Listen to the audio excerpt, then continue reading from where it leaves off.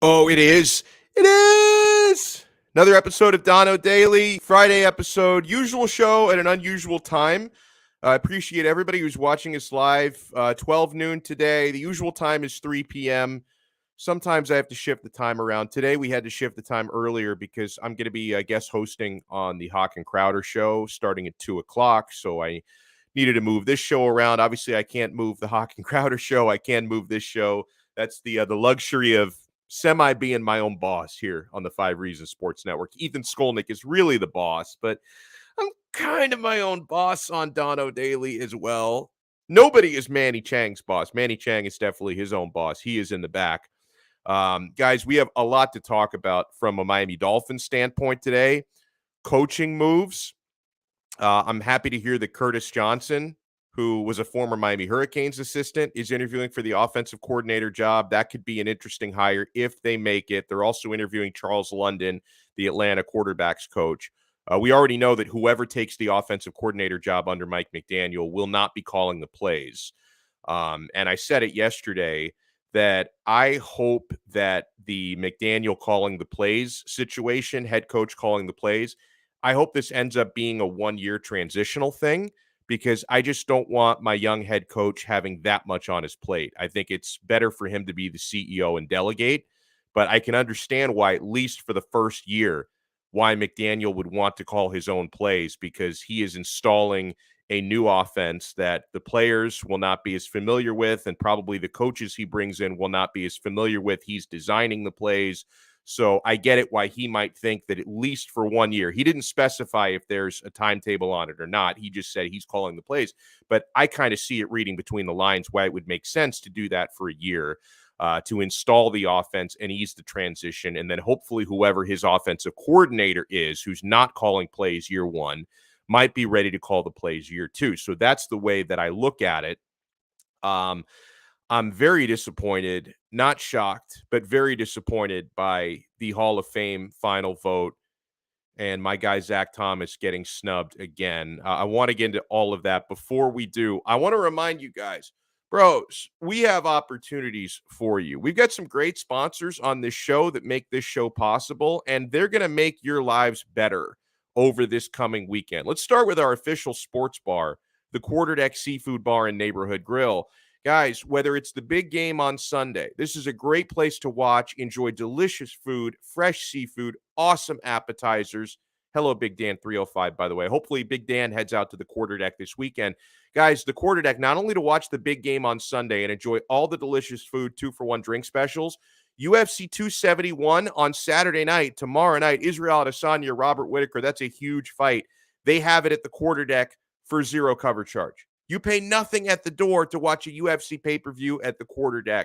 Fresh seafood, awesome sandwiches and burgers, locations all over Broward County. To find the location nearest to you and check their menu before you go, visit quarterdeckrestaurants.com. The Quarterdeck, come for the food, stay for the fun. Oh, and my friends, this weekend, it is on Moneyline Bets.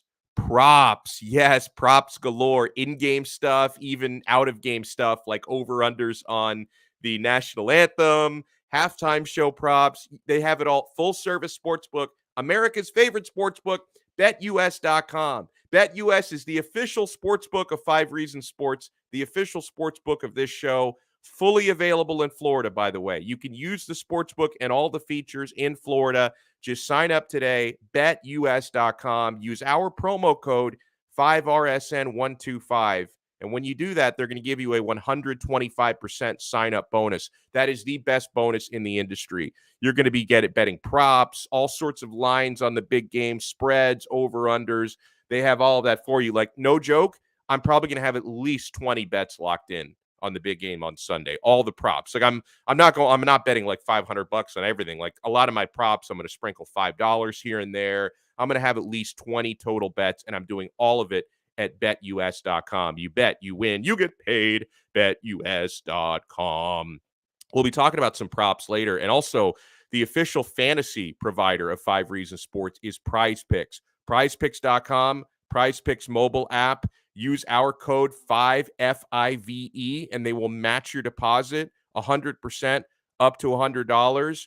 You pick over-unders, over or under fantasy projections. It combines my love for parlays and for daily fantasy. Select 2, 3, or 4 players. You combine these parlays. You can win 10 times your money for getting 4 predictions correct.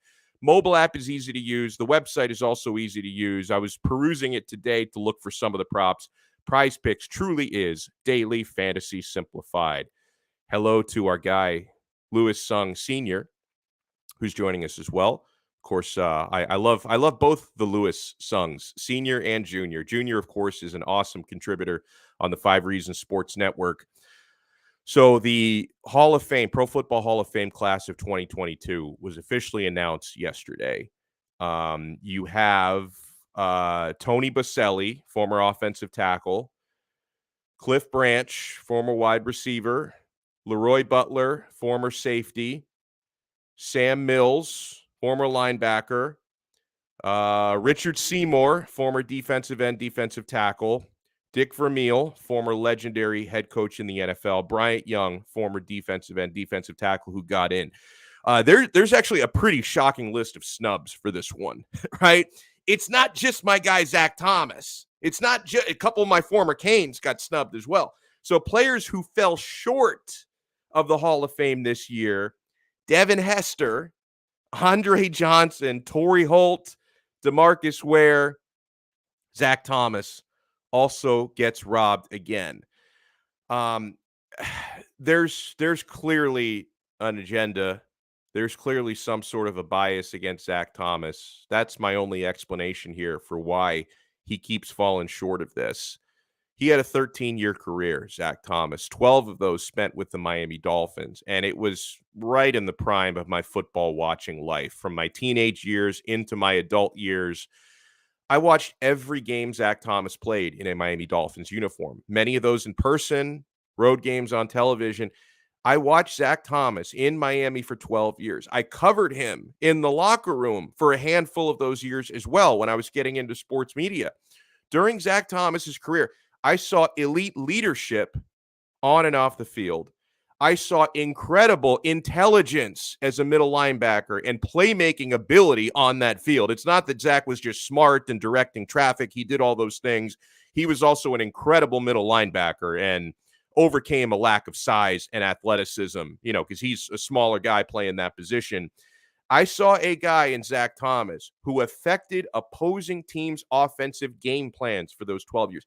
I saw a player who had the respect of not only teammates, but opponents alike.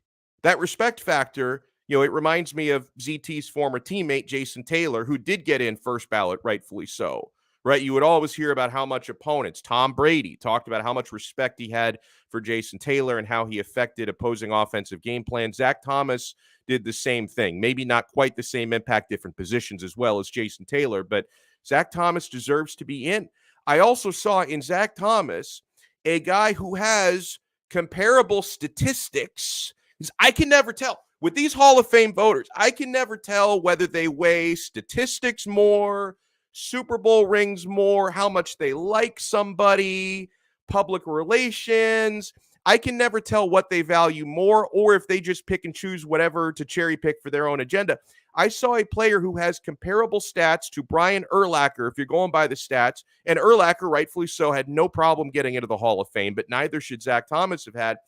I see a player in Zach Thomas, somebody already mentioned this in the chat, who has better statistics and accolades than linebacker Sam Mills, who did just get voted into the Hall of Fame, and Zach Thomas didn't. And for a direct comparison on that, Neil Driscoll put this out just to make it loud and clear. Zach Thomas, his most important stats in his career: 1,734 tackles, 20 and a half sacks, 17 interceptions, 4 touchdowns, versus Sam Mills, who just got in. Zach didn't. Sam Mills, 1,265 tackles. That's 500 tackles shy of Zach. 20 and a half sacks, exact same number. 11 interceptions, 6 shy of Zach. 1 touchdown, that's 3 shy of Zach. And accolades, okay? Zach Thomas, 5-time first-team All-Pro. How are you going to tell me a guy during his career is good enough to be a 5-time All-Pro and isn't a Hall of Famer? That's BS. 5-time All-Pro. Sam Mills, who just got into the Hall of Fame, first team All-Pro, by the way. Zach Thomas, 5-time first team All-Pro. Sam Mills, 1-time first team All-Pro. And I'm not trying to disparage Sam Mills. Like, I'm not trying to say, oh, this guy shouldn't be in the Hall of Fame. I'm saying Zach Thomas should be. And I'm saying if this guy is in, so should ZT be as well. But hold on, Manny, put that. Can you put that back on the screen? Because I did want to read that as well out loud for anybody who maybe doesn't have the eyes, or if you're listening to this. Not surprising whatsoever that despite the fact that I'm sure privately Zach is really disappointed and upset, and he's probably complaining to close friends of his. I can't say that for a fact. I am not a close friend of Zach Thomas, but the statement that he released after being snubbed again, pure class. Everything you would expect from this human being. Quote, "It was an honor once again to be among the finalists for the Pro Football Hall of Fame. I want to congratulate this year's class," he said. "They were all great players and are each deserving of their gold jacket. I also want to thank the Miami Dolphins fans who continue to be so supportive. You guys are the best," he said. Now, hopefully Brian Flores' legal team looked at this statement and said, oh, that's how you make a statement after you don't get something you want. You remember Flores a few days ago when Lovie Smith got the Houston Texans coaching job and he didn't, even though I thought Flo was all about advancing opportunities for people of color, and a person of color gets a job he wanted and he still made it all about him. Right? Whereas Zach Thomas isn't, and yes, this is a great graphic as well. See, I talked about this, and Manny put up there the stats to back it up. Like, tell me, Zach Thomas has comparable stats to Brian Urlacher, who rightfully so is in the Hall of Fame, but so should Zach Thomas be. He's actually got more solo tackles than Urlacher, double the assisted tackles of Urlacher. He falls a little bit shy in interceptions, but for middle linebackers, 22 INTs and 17 INTs are both fantastic numbers there. Forced fumbles, more of those. He does fall short compared to Urlacher in sacks. Touchdowns, an equal number. Okay, like, guys, you're looking at what I'm looking at right now. And I know stats aren't the only thing, okay? But if you're looking at what I'm looking at right now, and I'm telling you, only one of these guys is in the Hall of Fame, the other's not, and may never get in there, unfortunately. Or they're going to do Zach Thomas dirty, probably, where they're going to vote him in like 40 years from now as a legacy guy after he's passed away. Like that I would hate to see that happen, but that seems to happen sometimes, that guys get in, long after they're gone. I would like Zach Thomas to be there to enjoy. Oh, and this, I didn't even read this on the bottom. How about them apples? Again, I mentioned Zach Thomas, 5-time first team All-Pro. Urlacher, 4-time first team All-Pro. The overall Pro Bowl numbers very close. 8-time Pro Bowler Urlacher, 7-time Pro Bowler Zach Thomas. He had more All-Pro players. That's true as well. I mean, Urlacher had more help. And the other thing about Urlacher is, I have to wonder with Zach Thomas just how much him just being a really quiet guy just comes into this, right?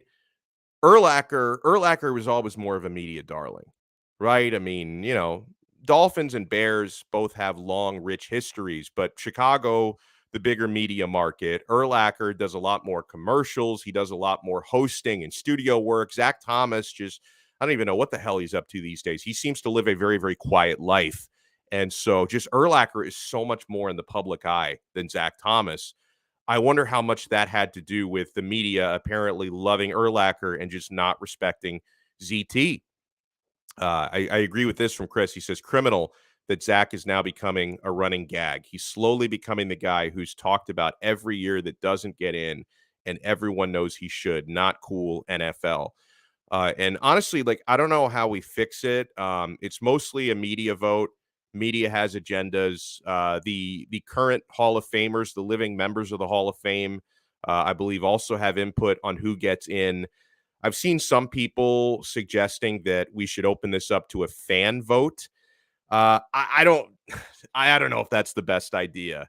Maybe you do it so you do have a fan vote that like comprises like a really small percentage of the criteria, but just like, I know how fans are. Like, a fan vote doesn't really fix anything because fans are just going to vote for guys who played for the team that they root for. And it's just how it goes, man. That's like, fan vote is fine for something like the Pro Bowl, the NBA All-Star game, because then it just becomes a popularity contest. I don't know if giving fans a voice or a big time voice in the Pro Football Hall of Fame is the right idea. Because again, like, fans, they're just going to vote for their guy. Like, if I could cast a fan vote, I'd be voting for guys who played at the U, and a couple of them didn't get in this year and probably should have. I mean, Andre Johnson, really? Like, how is that guy not a Hall of Famer? I'm sure he'll get in, but he didn't get in this year. Devin Hester, who's maybe the most impactful return man of all time, one of the greatest special teams players ever, didn't get in. I would have voted for them, and I would have voted for Zach Thomas, and I would have voted for them for 100 times.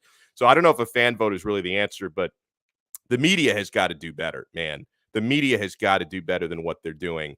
So the Miami Dolphins, let's shift over to the Fins here, because they dropped something, or at least this was reported last night. And a lot of people are upset about this. I know why you're upset, because it's not really about who they retained. It's about who they didn't get. You shouldn't really be surprised to hear that the Dolphins are retaining Josh Boyer to be their defensive coordinator. I think that some of you were just cherry picking the reports you liked versus the reports you didn't, because hell, reports have been coming out from people like Ian Rappaport and Adam Schefter over the past several weeks, even before the Dolphins hired Mike McDaniel, before they even had a head coach. Reports have been going around. The Dolphins want to retain most of their defensive staff, right? Like, those reports have been coming out for a long time, that whoever becomes the next head coach of the Miami Dolphins, the Dolphins would like them to retain most of the defensive staff. And Josh Boyer's name specifically was mentioned in a lot of those reports. So we come to find out, and I think it's been made official, or at least it's been reported by all the right people, that you can take this as gospel, that, yeah, Josh Boyer. Oh, and actually, you know what? I think McDaniel did confirm it this morning. He did a spot. I didn't get a chance to listen to it, but I did see this relayed on social media that he confirmed this on the Joe Rose show this morning. He did a guest spot there. So, yeah, you can count it official that Josh Boyer, who's been on the defensive staff for the past 3 years under Flores, defensive coordinator for the past 2 of those, is going to be the defensive coordinator of the Miami Dolphins. And again, we've seen a number of reports about this. You shouldn't be shocked by it. The thing that made people a little bit upset was, over the last few days, there was a lot of smoke pointing to Vic Fangio being brought in to become the new DC, who's hell of a defensive coordinator. And he's a guy who does have head coaching experience. Didn't do a very good job at that, but he does have head coaching experience. So it's like, oh, it'd be kind of cool to have, somebody working hand in hand with McDaniel, who's running the offense, and the guy that's running the defense has got that head coaching experience that he can lean on. I was all aboard with the idea of Fangio. I was. Now, interesting. I got to start giving our guy Brooklyn Rob more credit, because I joked around about him having a lot of good guesses, but man, I got to. From the beginning, Brooklyn Rob, he tells me he's got sources, and I've got to believe he's got sources, because he's been spot on with everything for the last few weeks, right? He was spot on with Harbaugh staying in Michigan. He told me that weeks ago.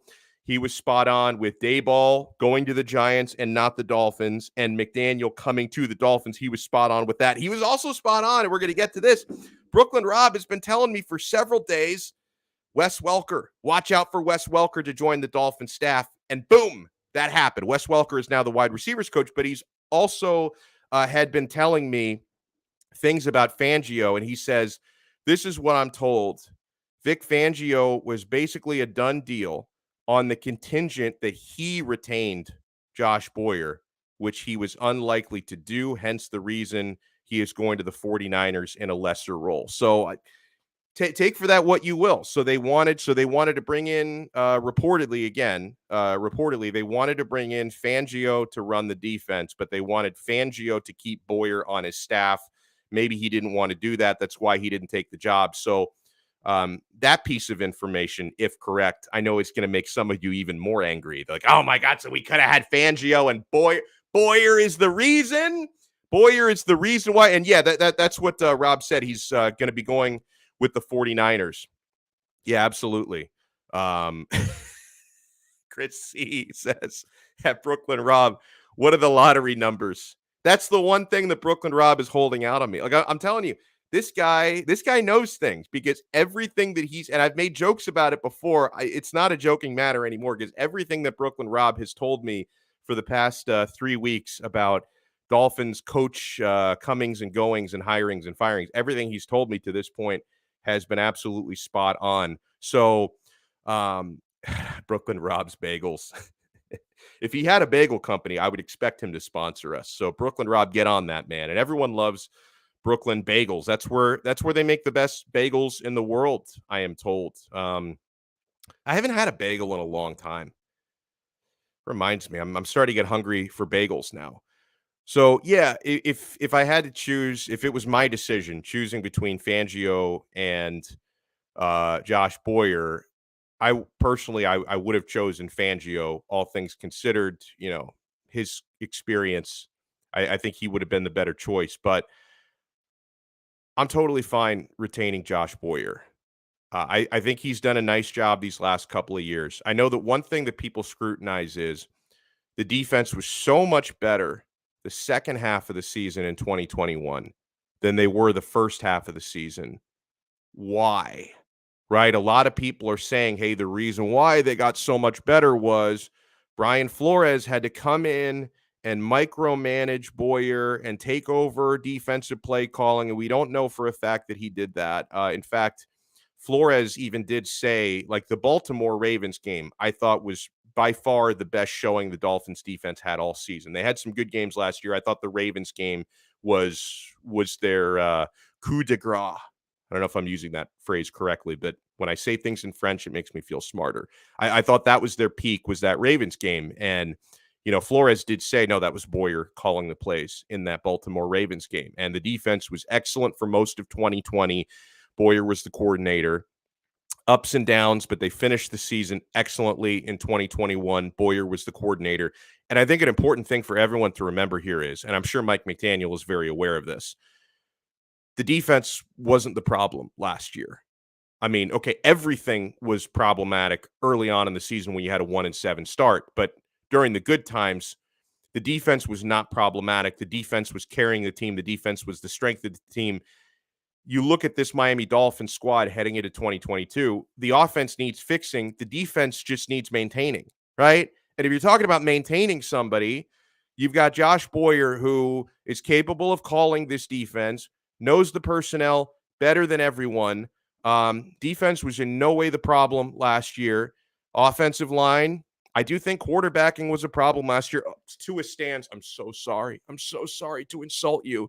The offensive line, the running game, quarterback play, and in that order, by the way, offensive line and running game were even more problematic than quarterback play, because I'm not forgetting that part of the quarterback play issues were when backup Jacoby Brissett, who was terrible last year, had to start several games, and that made things that you can't really blame Tua for the games that Jacoby Brissett started and lost.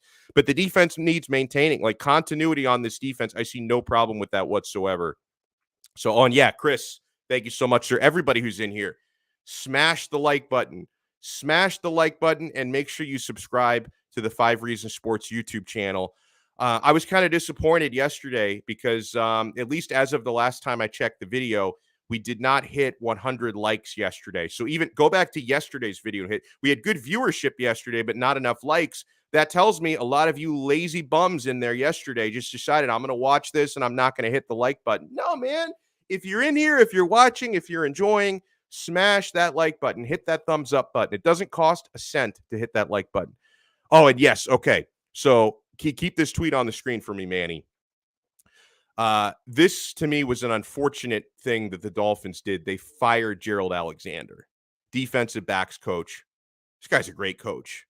He gets a lot of credit for the work that he's done with Xavier Howard in pass coverage and the Miami Dolphins defensive secondary. Good players, but also good coaching. That's one hell of a secondary. And Gerald Alexander, very highly respected. The Dolphins fired him.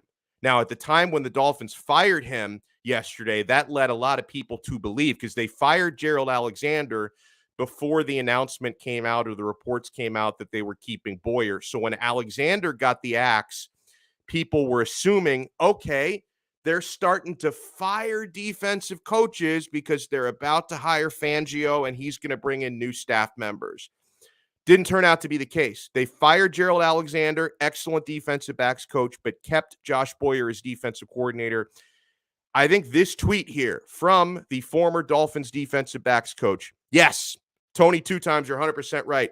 Did you guys see this tweet back on February 1st when Brian Flores sued the NFL and the Miami Dolphins and made some very serious allegations against Stephen Ross and the Miami Dolphins?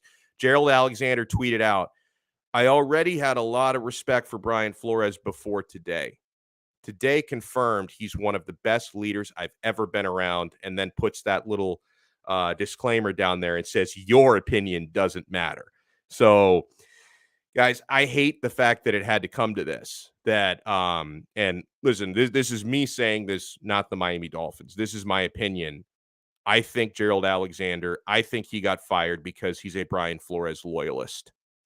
That's why I think he got axed last night. Now, if I put my Miami Dolphins shoes on, I can understand it. Like, I hate the fact that you've got to let go to a heck of a football coach. But you think about it. Brian Flores is suing his former employer and accusing his former employer of committing tampering and bribing him to lose games.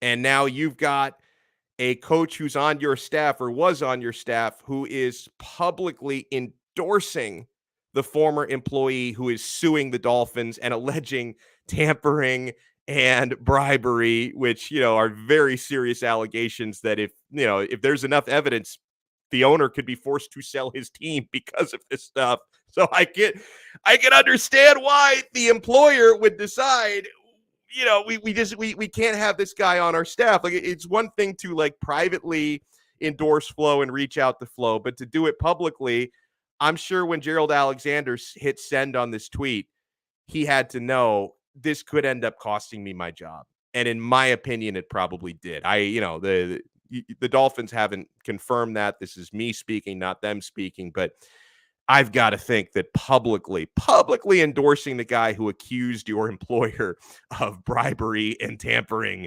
and also, branding someone as a quote unquote angry black man. Like, you could understand why the employer would think this guy can't work for us anymore. Like, if he's publicly standing with a guy who accused us of doing illegal, against the rules and terrible, terrible things, we can't keep this guy on the staff. And, also, and this is like a back office politics type of thing, but don't bury your head in the sand. This happens in sports leagues. This happens around the world within companies, whether it's a pro sports team or not.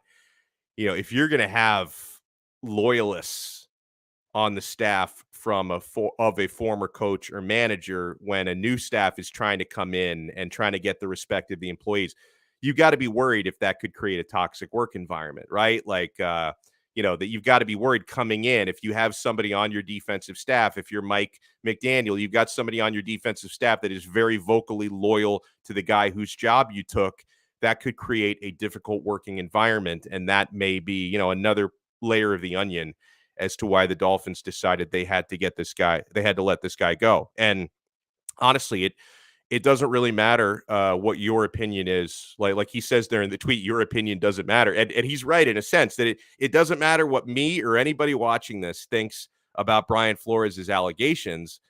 It's very cut and dry. Whether the allegations are true or not, if you publicly stand by a guy who accused your employer of doing those things, that's not going to. In fact, I'm sure that there were probably a lot of internal emails sent out to say, like, hey, guys, this is how we would like you to handle the allegations in public. Like, please do not answer questions about it. Please do not tweet and Instagram about it. Like, they probably put a company-wide gag order on it for legal reasons, and he violated the gag order, right? So this was not going to end well for him. Pretty sure Chevy. Yeah, it's a good point by Dolphin Don.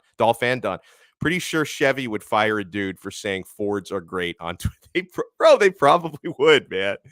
They probably would. Like, when I worked at the local radio stations down here, and I still do some work for them from time to time. Like the stations are actually owned by the same company now. But when 790 and 560 used to be competitors with for many years. Like if I was working at 560 and like I tweeted out something about how great 790 was, and I listened to all their shows, I don't know for sure if they would have fired me, but it wouldn't have gone over very well, right? Devin Jordan, thank you so much for the super chat. He says the $1 million question is who really called the defensive plays last year? Was it GA or Boyer? Who, because Gerald Alexander was apparently in that mix as well, and like I'm not going to pull the tweets up here because I don't want to drag like spouses and family members into these things, but like Gerald Alexander, some people on blogs were like also pulling up tweets that his wife put out about basically saying that like Flo and her husband had to like intervene the second half of the season to make the defense better and some stuff like that. So there's a lot there. It was shrouded. Like we didn't know at times last year. We didn't know who was calling the offensive plays or the defensive plays. That's, Brian Flores was Walmart Belichick, right? He was Kirkland's signature Belichick. Like he was trying to run the same secretive type of organization that he knew coming up throughout New England. And that stuff all feels great when you're winning Super Bowls. When you're not, it seems a little fucked up. I'll be honest with you. And another thing about the whole the culture of the Dolphins, and I've got to think Flo had a lot to do with this, and like the gag orders they had. I feel kind of bad for Will Fuller, right? Because Will Fuller, we've come to find out, and people were telling me this behind the scenes during Will Fuller's absence, but the problem is you hear a few whispers of this here and there, and it's just like you can't get the mainstream media to report on it, and it's not really going to get legs because the Dolphins kept this so private. It turned out Will Fuller had a really serious hand injury. Like his hand was shattered, okay? And all that we knew, the official word during his very long absence last year was that he had a finger issue. And it's like, how are you going to miss like double-digit games for finger? Like this doesn't add up here because the Dolphins kept that so hush-hush.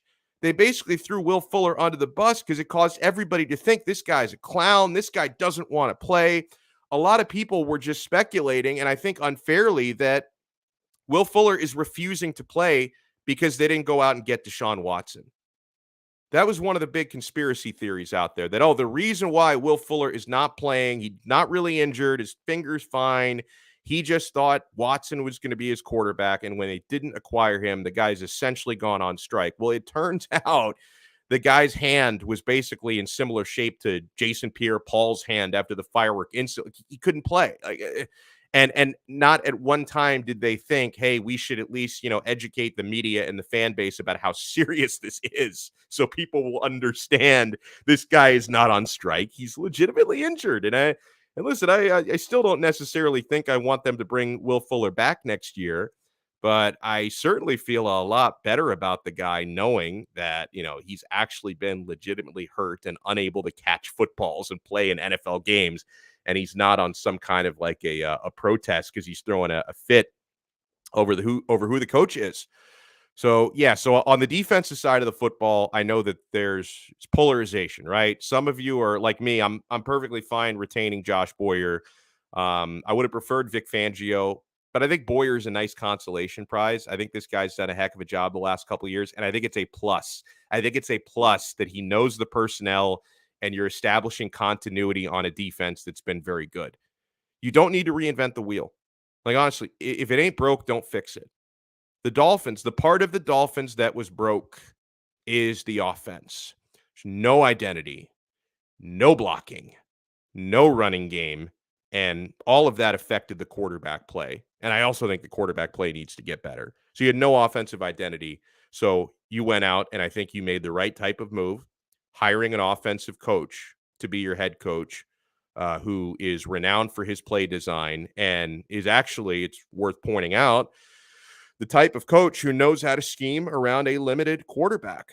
right? I mean, if you can get as far as San Francisco did, 2 out of 3 years, getting at least to the NFC Championship game with Jimmy G, you can get that far with Tua T. I strongly believe that. Like, Tua, I still have my reservations about Tua and his limitations, and I think he can only take you so far. But you've got a coach and potentially an offensive system that can take him a lot farther. Now, in addition to the offensive line, you got to do some work on the running back rotation. I was listening to my guy Kyle Krabs, a recent episode of Locked On Dolphins, and he was talking about the running back unit. I co-signed with pretty much everything he said, that out of like the 5 or 6 guys you had in the running back rotation last year, the only 2 that I would even really consider bringing back, Duke Johnson, absolutely, but not to be the featured back, to be a second back, right? You still need to upgrade at that position, but I would love to keep Duke Johnson, his experience, his pass catching ability, and he's a much better pure runner than Myles Gaskin. I would personally drive Myles Gaskin to the airport to go fly somewhere else. Not interested in bringing him back. He's too small, too limited, not a good pass blocker. Doesn't seem to know how to cut and make decisive runs. This guy just dances around in the backfield. So, and he's a decent pass catching back, but we can do better. Like Myles Gaskin, buy this guy a flight out of town. What is that, Manny? What are you flashing in there in the waiting room? What is that? Is that an NFT? What are you, a Tua? Well, what is that? What? Why are you just you want me to shoot? You want me to drive Tua to the airport to fly out of town? Is that what you're saying? I think he's going to be our quarterback for another year, no matter what. So I would get rid of Gaskin. I would get rid of Salvon Ahmed. Oh, he's buying Tua cards. Are those like real cards or NFTs? So those are real cards? Okay, he's telling me those are real cards. So if you're paying like $1 for that card today, in 3 years, it's going to be worth 3 cents. When he's the backup for a CFL team, you're, why did I buy that to it? Guys, I'm joking. I'm joking because I know what's going to happen.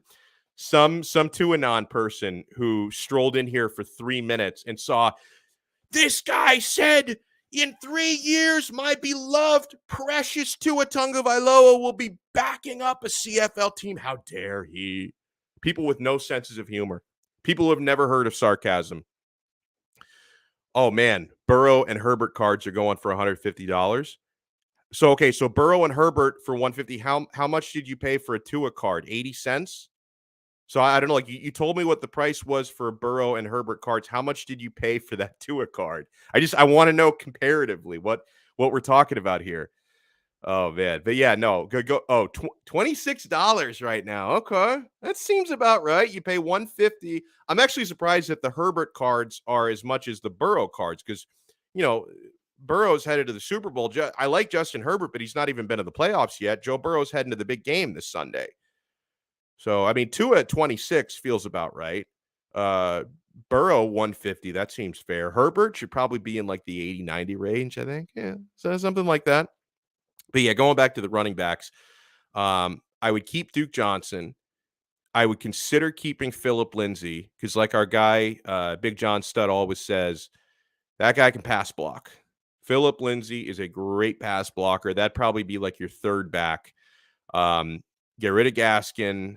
Jared Dokes, does he even play in the NFL? I don't really know. I mean, he was a rookie last year, 7th rounder, but we didn't really see him on the field. Salvon Ahmed, no. Malcolm Brown, don't care to bring him back. So yeah, I would focus. Duke Johnson would be my top priority to keep. Phillip Lindsay, second priority, and yeah, go out and bring probably at least 2 more backs in, and hopefully a true number 1 back. Wes Welker is the new wide receivers coach. I love it. I mean, he was doing a nice job in that role at San Francisco. I know that like how good of a player you are doesn't necessarily correlate to how good of a coach you are. There have been plenty of great players who have been crappy coaches, but you feel like a guy who had to play the game like Wes Welker would probably be an excellent coach. Undersized, underestimated, at least down here. He played 3 years with the Dolphins, and like Rodney Dangerfield, he couldn't get any respect, right?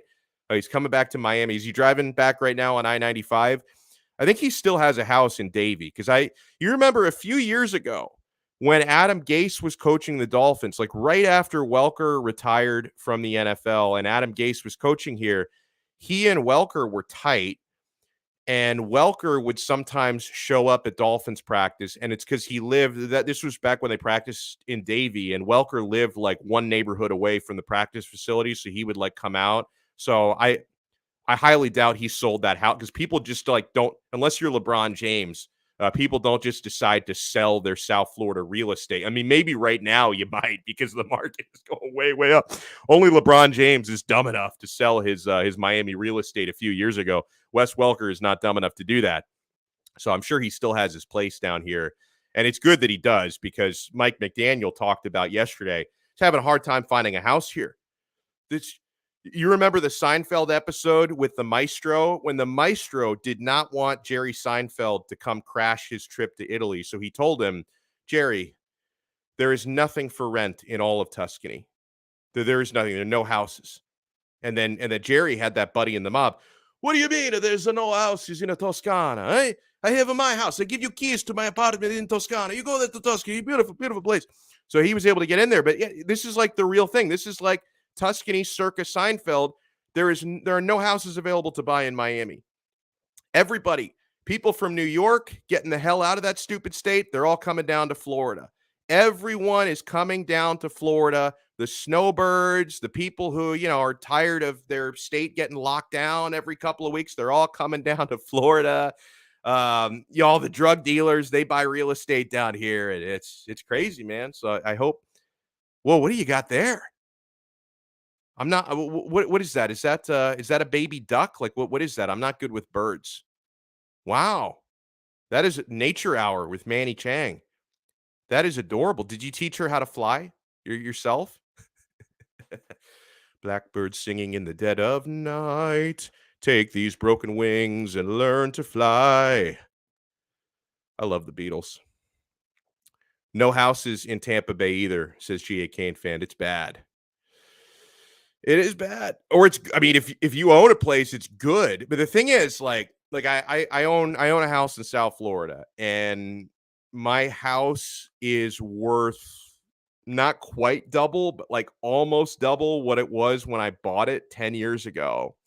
But then it's like, well, if you sell your house and you're looking to buy a new one in the area, it doesn't help you, right? Because then if you sell your house, it's like, oh, look how much money I made selling my house. But then any other house you want to buy is either not available or it's inflated, right? So it's like the only thing you could do is if you want to like move to like Bozeman, Montana or something, or you want to move to Idaho, then yeah, you sell your South Florida house and then you pocket some extra money. You get a really nice house in the middle of nowhere. But it's like if you want to sell your house for a big profit, it doesn't really help you if you're looking to buy another house in the area. Like, so it's you're kind of screwed. G.A. Kane fan says no houses for rent either. But continuing on Wes Welker, who I'm glad he kept his real estate down here.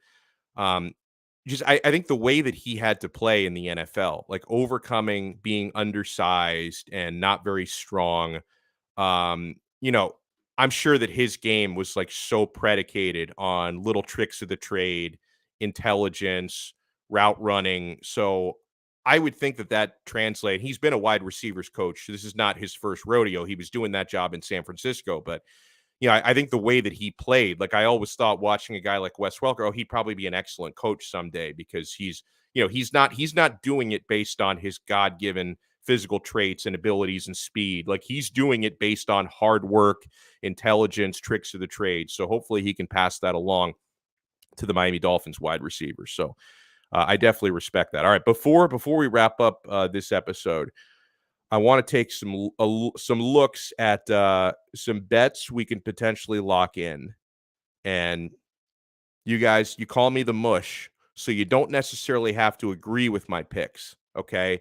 But I want to look at a couple of things on BetUS and then on Prize Picks. I want to remind people, BetUS.com is the official sports book of Donno Daily and the official sports book of the 5 Reasons Sports Network. If you've been dragging your feet and you've seen me and Ethan Skolnick and the awesome crew at 5 Reasons. You've been seeing us talk about BetUS.com every day, and you've been kind of interested, but you haven't gotten around to signing up yet. This is the time to do it, my friends. We still have a little over 48 hours left before the big game in Los Angeles. You know the one that I'm talking about. Guys, props, over-unders, coin toss bets, money lines, spreads, everything is right at your doorstep at betus.com. It is a full-service sports book. There's also a casino on the site, by the way. If maybe sports betting is not your speed, but you love to play blackjack, you love to play table games and slot games, they have that right there on the website as well. I play blackjack sometimes on there for real money. You can even do just $1 bets, so you don't have to like break the bank to play blackjack at betus.com. It really is a lot of fun, but all the bets and all the props you're looking for this Sunday, you have them at our official sports book, and we have the best bonus in the industry for you. I can't believe they give you this good of a bonus because you don't find this anywhere else in the gambling space. You sign up with our code 5RSN125, and they're going to give you a 125% sign up bonus. That's 5RSN125. So if you deposit $100, they're going to give you $125 of free play money on top of your $100. And if you're only betting like $5-10 here and there, you might be able to get through an entire weekend just on the free play money. So it's really amazing. Or if you deposit $200, they give you $250 in free play money. So the more you deposit, the higher that number goes up. So take advantage. You bet, you win, you get paid. BetUS.com. Prize picks, my friends. Actually, hold on. Let's talk about BetUS before we get to prize picks. So I'm looking at some of the odds for this one. I like the Rams here. The number has seemed to have settled on -4 for Los Angeles. Earlier in the week, it was 3.5, which I would have loved because I'm favoring the Rams here. So I would have loved to have gotten it at 3.5. If you want to wait till the last minute, maybe you'll get lucky and get some movement. But it was 3.5. It was 4.5. Now it's an even 4 points. Rams are favored. -4 at -110. So if you're thinking the Bengals are either going to keep it very close, like within a field goal, or you like Joe Cool to win the game outright, then you would be looking at Cincinnati +4. Or if you're really bold, if you really like the Bengals, and by the way, underdogs who have won Super Bowl games over like the past 20 years, they've not only covered, they've won outright. Like Tampa Bay, they were an underdog last year by about 3.5 points. They won the game outright. So if you're bullish on the Bengals, you might just want to lock in the Bengals +170 on the money line because you're getting a very good return for that investment. Personally, I like the Rams, and I'm willing to bet them at -4. I might wait until Sunday morning to see if it moves a little bit tighter, but I'm willing to bet the Rams -4. I think defensive line is going to make the difference in this game. Now, I know that against Tennessee, Burrow got sacked 9 times and still won that game, but Tannehill had to give it right back to win it. Like, Rams defensive line, Von Miller, Aaron Donald, I think they're going to be the difference here. They're going to make life very difficult for Burrow and company. So that's the primary reason why I think the Rams will pull it out. They also have the added bonus of playing in their home stadium. Being able to sleep in your own bed the week leading up to and the night before the big game, I think is a big factor. The actual crowd, I don't know if the crowd is a huge factor. It's so corporate, Super Bowl crowds. Like last year in Tampa, it might have been a little bit different because they gave away thousands of tickets last year to local healthcare workers as a way to like say thank you to the healthcare community. So I think that they had like more Buccaneers fans in the stadium than you normally would for the home team. Like this year, it's mostly going to be like you're very, very wealthy and a lot of corporations and stuff. So I don't know if the crowd's going to make a huge difference, but I think playing in your home stadium, sleeping in your own bed does make a difference. I just think the Rams are the better team. Cincinnati are a fantastic story. I mean, they hadn't won a playoff game in 30 years, and now they've gotten this far. And I like Joe Burrow a lot, but I just think the Rams, Stafford. Oh, G.A. Canes fan. Wow, how about that? He's coming out strong. Bengals will win by at least 10 points, he says. Rams are more overrated than Tua. So he's going in strong with Cincinnati, all right? If you lean that way, you can get good value on the Bengals. I'm leaning to the Rams.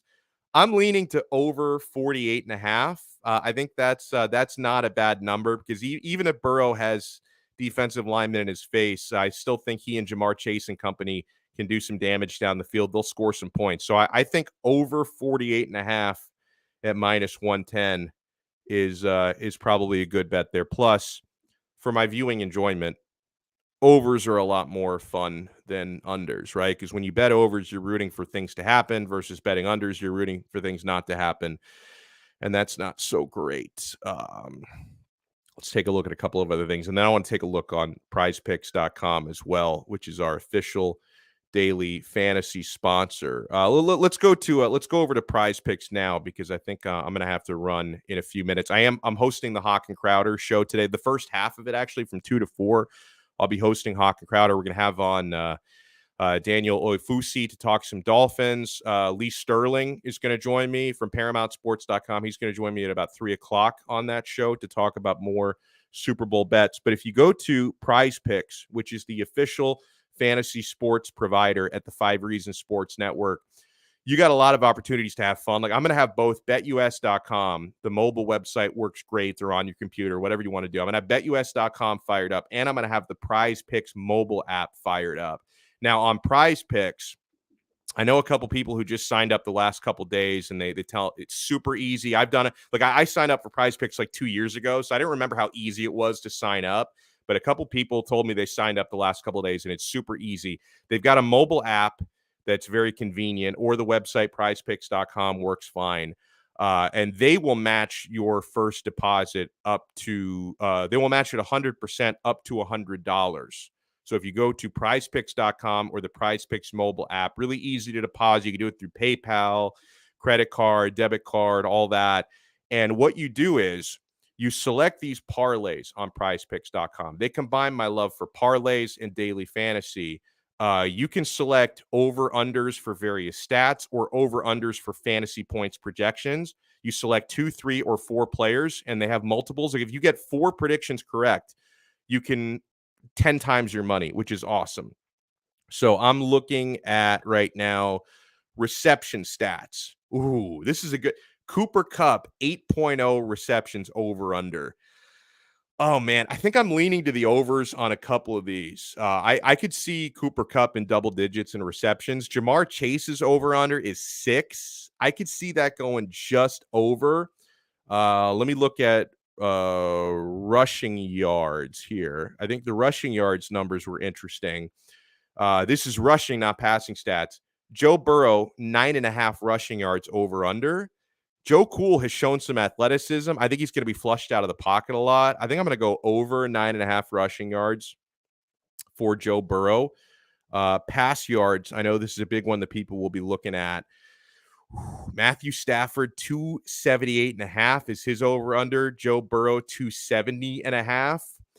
I'm going to either pass or go under on Stafford and over on Burrow. And I think it's because Cincinnati is going to be playing from behind for a lot of this game. So I think Burrow, there's going to be an emphasis on him throwing the football. So I'm leaning to the over on Joe Burrow's 270.5. And you can do over-unders on fantasy scores as well. Standard fantasy scoring. Matthew Stafford's over-under is 19. Joe Burrow's over-under is 18. Jamar Chase is 18.0. Joe Mixon, 16.0. Odell Beckham over-under 13.5. So these are all different numbers you can take a look at. It's really easy to lock in your selections. I do this all the time at prizepicks.com. All you do is, like, you go through these numbers. They've got it clearly displayed. And obviously, if you're going to do this for the big game, you want to select NFL, and you'll find these numbers coming up. And all you have to do is, like, with your finger, you check off boxes, right? You want to go over or under on, T. Higgins fantasy score, Cam Akers fantasy score, which is 10.0, the over-under on that. You just check it off. You lock in 2 or 3, 4 selections, and you put your wager in, and you can make 2 times, 5 times, or 10 times your money back if you get your predictions correct. It's really easy. It's really fun.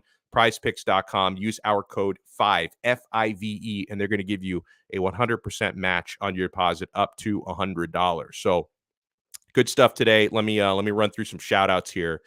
We appreciate everyone for stopping in. Our guy Color Commentary. Look for Higgins to get some targets with Ramsey shadowing Chase. That's a good shout. In Dade, as long as Burrow avoids making big mistakes, Bengals got a chance. Same goes for Stafford. Yeah, I think it's going to be a pretty close game. I think it's going to be probably around a touchdown margin here. That's why, like, I'm leaning towards Rams -4 because I think they're going to win the game by 6 or 7 points. But, you know, and you got to remember this about the Super Bowl. This is the type of game where there are certain games during the NFL season, like a regular Sunday when there's like 14, 15, sometimes 16 games being played if nobody's on a bye week. You're going to pass on some games, right? Like you're going to look through, okay, there's 16 games this weekend. 4 or 5 of these I feel really strongly about betting on. 10, 11 of these I'm probably going to pass on this week. You don't pass on the Super Bowl, right? Like you don't look at that game and say, yeah, I'm going to sit this one out. No, man. No. Oh, yeah. And that's and I'll say it again, for different codes for both the sites. So I apologize for the confusion. For Prize Picks, the code is FIVE. For BetUS.com, our code is 5RSN125. So just jot them down, man. It might make it easier for you. We've all got iPhones or Androids. Pull up the notepad, just jot down the code. It's really, really easy. Take it. Like I'm going to have BetUS.com and Prize Picks fired up all night long, man. Let's see. The Finns Tailgate says, Big Kev from their network pointed out that 15 out of the last 18 Super Bowl winners wore white jersey. I've seen that. He says the Rams are wearing white, just a tidbit, which is funny because they're playing in their home stadium, but they're officially the away team. And I think it was the same thing with Tampa last year. They won in white jerseys. They were playing in their home stadium, but they were officially the road team. So, yeah. So there you go. BetUS 5RSN125, Prize Picks FIVE. So there you go. There you go. Lucky Lou or Lucky You, thank you so much for tuning in today. G.A. Kane fan, my guy. He says you're going to take calls on WQ. I'm not sure because I don't know if I'm just a guest hosting the Hawk and Crowder show. Because they don't take a lot. So I don't know. Maybe I'll ask Solana if it's okay if I know we always take texts on there. I don't know if I'm going to be able to take phone calls or not, but hell, man, if it gives me something else to do, we can all shoot the breeze together. Maybe we should do that. Let's see who else. I want to shout out as many people as possible. Mark, thank you so much. Can't wait for free agency to begin to see McCoachin again. Yeah, free agency is going to be exciting. Miami Dolphins they got a ton of money under the cap, and they've got a ton of offensive players, running backs, offensive linemen that they need to go after. Tony, 2 times. He owns a place in the D.C. suburbs. It's worth double now. Going to sell before the bubble bursts. That's the thing, man. It's like I also, you don't want to like sell too late because we've seen real estate bubbles before. So this could very well be another one of those. Andrew, thank you so much for tuning in. Joseph Rodriguez, we love you. Thank you so much for tuning in. Chris C, thank you so much. Dolphin Don, thank you for tuning in as always. Cruz Ruiz, thank you so much. Devin Jordan, thank you so much for the super chat. And that is the $1 million question, by the way. Who was really calling those plays last year? Offense or defense? We'll never know. Sometimes on offense, it seemed like nobody was calling plays. Like, hold on. We're waiting for a signal. Like, Tua is in his headset. Like, somebody, Godsey, Studisville, Charlie Fry, Flo, somebody give me a play. Play never came. We'll run whatever. Estefan, thank you so much for tuning in today. We love you. A few more of these. Man, I always do this. I thought today I've got to end at 12:45. It's almost 1 o'clock. I'm not timely. Like, really, I mean, more content, I guess, but it is what it is. I should have been off here by now. Lewis Sung Sr., thank you so much for tuning in. Big Dan 305. If I missed anybody, I apologize. We try to throw out as many shout-outs as possible each and every show. Here's one that I missed. Meds for Vets. That sounds like a good cause, Meds for Vets. Sounds like you may be up to something, doing some good work in the community. So I thank you for that. Color commentary. I'm not sure if I shouted them out, but we'll do it just in case. All right, guys. Again, support our great sponsors, Quarter Deck Seafood Bar and Neighborhood Grill. You can not only watch the big game there Sunday, you can watch UFC 271 there Saturday for zero cover charge. It's going to be awesome. BetUS.com, PrizePicks.com. Let's be all over it this weekend. Thank you so much, Dolphin Don. We'll talk to you guys on Monday on another episode of Donno Daily on the 5 Reasons Sports Network. See ya.